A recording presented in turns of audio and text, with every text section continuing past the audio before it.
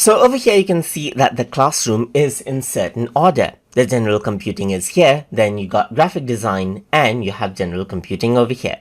So if I want to go around and move this out and change around the order of these classrooms, then I can go around over here and click on the three dot button over here and then click on move.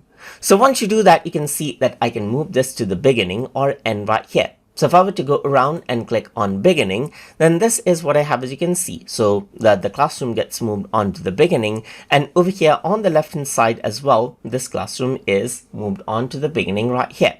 Similarly, I can go around and move any classroom to the end as well. So I'm just going to go around and go to move and go to end right here, and once you do that, the classroom is brought into the end.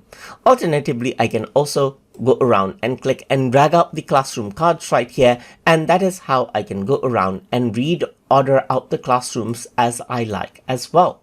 So that gives you flexibility in the order of the classrooms that you have inside of Google Classroom.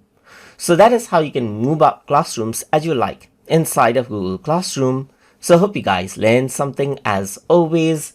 And as always, please like, comment, share, and subscribe.